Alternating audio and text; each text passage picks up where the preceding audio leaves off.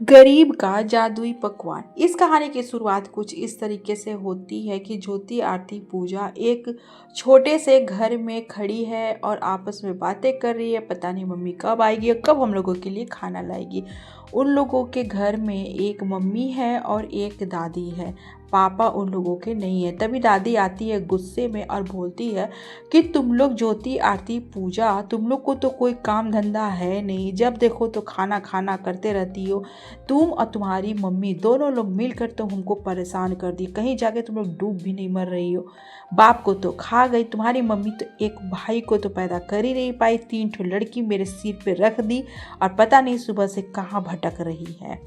तभी वहाँ पे पूनम आती है और बोलती है कि मम्मी जी आप बच्चों को क्यों डांट रही हैं।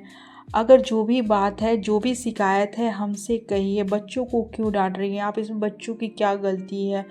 पूनम अपनी सासू माँ से बहुत नरमी से बात कर रही थी, लेकिन सासू माँ पूनम को भी डांट लगाती है। कहती है कि तुम कुलच्छनी, जिस दिन से मेरे घर में आई हो मेरे घर का नाश कर दी। तुम्हारा कदम घर में पड़ते ही अशुभ चारों तरफ फैल गया, अशुभ ही अशुभ।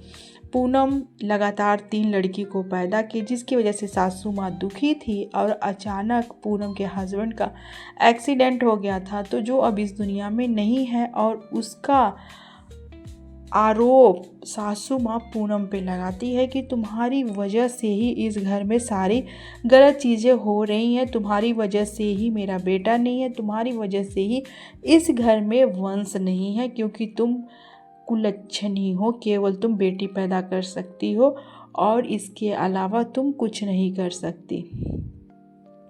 पूनम बोलती है कि मम्मी जी इसमें मेरी कोई गलती नहीं है, मैं क्या करूं, मेरे भाग्य किस्मत में जो लिखा है वही होगा। क्या मुझे दुख नहीं है कि मेरे पति नहीं है इस दुनिया में, क्या मुझे दुख नहीं है कि मेरा कोई बेटा नहीं है, आगे का वंश कैसे चलेगा।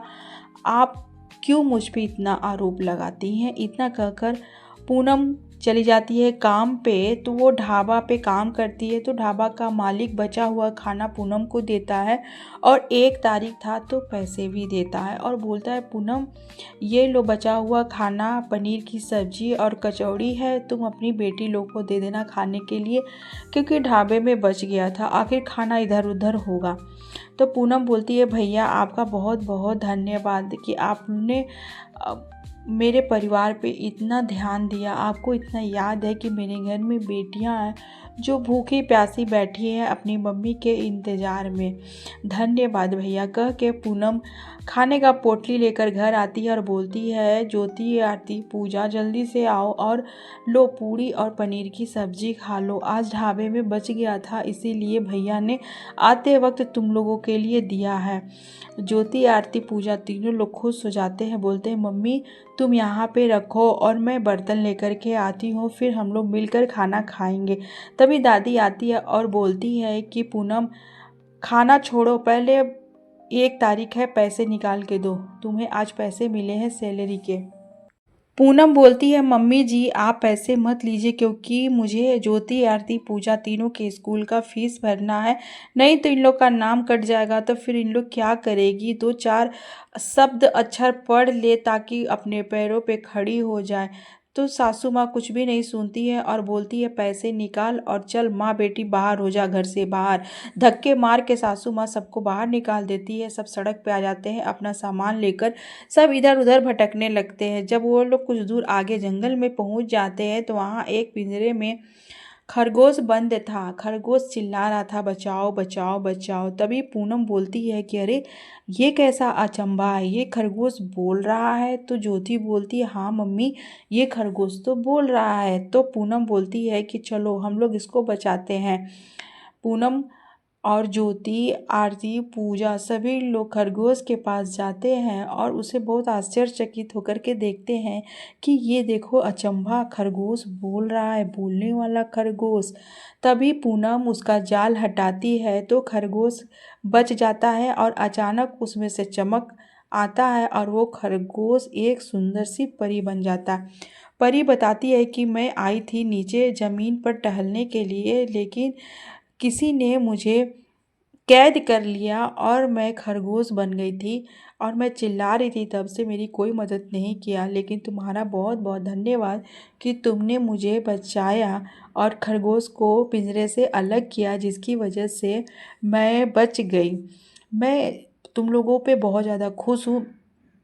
पूनम अपना सारा दुख परी को बताती है तो परी को दया आता है और वो अपने पास से एक पत्थर निकाल कर देती है पूनम को और बोलती है, ये लो पूनम, ये जादुई पत्थर है, इससे जो कुछ भी तुम मांगोगी तुम्हें मिल जाएगा। और हाँ, इसका गलत उपयोग मत करना। अगर तुम इसका गलत उपयोग करोगी तो ये पत्थर की शक्ति खत्म हो जाएगी। पूनम बोलती है, ठीक है, आपका बहुत बहुत धन्यवाद जैस्मीन परी। परी का नाम जैस्मीन था। तो पूजा बोलती है, मम्मी अभी तो फ़िलहाल भूख लगा है, जादुई पत्थर से खाना मांगो। पूनम बोलती है, हे जादुई पत्थर, अगर तुम्हारे अंदर शक्ति है तो हम लोगों के लिए खाना दे दो। पत्थर में से प्रकाश निकलता है और कई तरह का व्यंजन पत्थर में से एक एक करके निकलना स्टार्ट हो जाता है। सामने खड़ी पूजा, ज्योति, आरती, पूनम, सभी लोग ये सारी चीज़ें देख रहे थे और मन ही मन में सोच रहे थे कि परी को मुझ पे दया आ गया। ये है भगवान का चमत्कार। भगवान हमेशा हम लोगों को ही दुख नहीं देगा, हम लोगों के भी दिन फिरेंगे। सभी लोग खुशी मन से बैठकर खाना खाते हैं। तो आरती बोलती है कि मम्मी, इस पत्थर से खाना निकाल कर और हम लोग एक रेस्टोरेंट खोल लेते हैं। आरती के कहे अनुसार पूनम एक रेस्टोरेंट खोलती है और जादुई पत्थर में से खाना निकाल निकाल कर सारे कस्टमर को खिलाते हैं। तो कस्टमर बहुत खुश हो जाते हैं, बोलते हैं, बहन जी, आपके यहाँ का खाना तो 5 स्टार होटल से भी अच्छा है। खाना का ऑर्डर आया था। पूजा जाती है खाना पत्थर से मांगने के लिए, तभी खिड़की में से मोहन बगल का जो रेस्टोरेंट चलाता था वो देख रहा था। वो देख के सोचता है, अच्छा, इन लोग जादुई पत्थर से खाना निकालते हैं, तभी इन लोग का खाना बहुत ज़्यादा टेस्टी रहता है और मेरे रेस्टोरेंट में कोई नहीं आता है। सारे कस्टमर पूनम के रेस्टोरेंट में आते हैं और मेरा धंधा चौपट हो गया है। अब मैं इस पत्थर को किसी तरह जुगाड़ लगाकर चोरी कर लूँगा। मैं रात को आऊँगा और इस पत्थर को चुरा लूँगा और फिर मैं जादू से खाना मंगा कर और फिर मैं बेचूँगा। मैं बहुत ज़्यादा अमीर हो जाऊँगा। जब रात होता है तो मोहन चुपके से घर में घुसता है और पूनम के तकिया के नीचे से पत्थर निकाल कर बोलता है, हे जादुई पत्थर, सोने के सिक्के मेरे हाथ में ला दो। वो पत्थर में से जलता हुआ लाल सिक्का उसके हाथ में आ जाता है। वो पटक देता है और चिल्लाने लगता है, बचाओ बचाओ। तो पूनम बोलती है, अरे मोहन भैया, आप यहाँ क्या कर रहे हैं? बस वो फट से पत्थर लेके भागने लगता है और फिसलकर गिर जाता है। पत्थर का 2 टुकड़ा हो जाता है। उसी समय जैस्मीन परी प्रकट होती है और बोलती है कि रुक जाओ मोहन, मैं तुम्हें इसकी सज़ा दूंगी। तुमने बहुत गलत किया, पत्थर का तुमने गलत उपयोग किया है। तो पूनम बोलती है कि जाने दीजिए परी, आप इसको माफ़ कर दीजिए। जो होता है अच्छे के लिए होता है। अब पत्थर की हम लोगों को ज़रूरत नहीं है, हम लोगों का काम हो गया है और हम लोगों के पास इतने पैसे आ गए हैं कि अब हम लोग अपना जीवन यापन अच्छी तरह से कर सकते हैं। तो पूनम की बातें सुनकर जैस्मीन परी बहुत ज़्यादा प्रभावित होती है और बोलती है कि वाह पूनम, तुम्हारे अंदर लालच नाम का कोई चीज़ नहीं है। तुम बहुत अच्छी हो और संस्कारी हो, तुम्हारे बच्चे भी बहुत अच्छे हैं। परी बोलती है पूनम को कि जब भी जीवन में तुम्हें किसी भी चीज़ का दुख या तकलीफ़ या मेरी ज़रूरत महसूस होगी तो तुम मुझे याद करना, तो मैं तुम्हारे सामने हाजिर हो जाऊंगी। इतना कहकर परी अंतर ध्यान हो जाती है। पूनम अब अपने हाथों से रेस्टोरेंट का खाना बनाती है और सारे कस्टमर को खिलाती है। धीरे धीरे देखकर पूनम को भी खाना बनाना अच्छी तरह से आ जाता है और वो भी कई तरह का विभिन्न प्रकार का व्यंजन बनाती है। अब पूजा आरती ज्योति के साथ मिलकर और कस्टमर को खिलाती है और अपना जीवन यापन खुशी खुशी से करने लगती है। दूसरी कहानी, कांता यहाँ पे पंडित जी से अपने दोनों बच्चों की कुंडली दिखा रही थी और बोल रही थी कि पंडित जी, जल्दी से जल्दी मेरे दोनों बेटों की शादी करा दीजिए, क्योंकि मुझे बहू की बहुत ज़्यादा ज़रूरत है। अब मुझसे काम नहीं होता, मेरा तबीयत भी सही नहीं रहता है। तो पंडित जी बोलते हैं, कोई बात नहीं है बेटा, मैंने 2 लड़की देख रखा है, रीता और ज्योति। मैं तुम्हारे दोनों बेटों के लिए उन दोनों लड़कियों का रिश्ता करवा दूंगा। मैं पहले जाता हूँ और जाकर के उन दोनों की कुंडली लेकर आता हूँ और तुम्हारे दोनों बच्चों की कुंडली मिलाकर देख लूँगा। अगर कुंडली बैठ गया तो उन दोनों लड़कियों का शादी मैं तुम्हारे दोनों बेटों से करा दूंगा। तो कांता बहुत ही मन ही मन में खुश हो जाती है। उसे लगता है कि चलो, पंडित जी ने मेरी बात मान ली, पंडित जी ने वैसा ही किया। दोनों लड़कियों का कुंडली दोनों लड़कों के साथ मिलाया तो दोनों की कुंडली बैठ जाती है, रीता और ज्योति की। फिर रीता और ज्योति की हो जाती है शादी रवि और चंदन से। दोनों बहू घर आती है तो सासू माँ बोलती है कि रीता तुम बड़ी जेठानी हो और ज्योति तुम्हारी देवरानी है। तो रीता बोलती है ये ओल्ड मॉडल सास आते ही शुरू हो गई और अपना नाटक करने लगी, कौन देवरानी है और कौन जेठानी है। अरे जल्दी से घर के अंदर एंटर तो करने दे बुढ़िया। कांता बोलती है बड़ी बहू रीता तुम कुछ बोल रही हो या कुछ सोच रही हो। बोलती नहीं नहीं मम्मी जी वैसी कोई बात नहीं है। दोनों बहुएं करती हैं गृह प्रवेश और घर के अंदर आती है और चली जाती है रूम में आराम करने। अगली सुबह ज्योति और रीता दोनों नहाकर तैयार होकर आती है मम्मी जी के पास। अब बोलती मम्मी जी आज मेरी पहली रसोई है तो क्या बनाऊँ। वैसे दोनों को कुछ बनाने नहीं आता है। तो कांता बोलती है ऐसा करो तुम लोग दोनों किचन में चली जाओ और अपने मनपसंद का जो इच्छा करे बना लो। वो लोग यूट्यूब से देख कर टेढ़ा मेढ़ा कुछ भी बनाती है।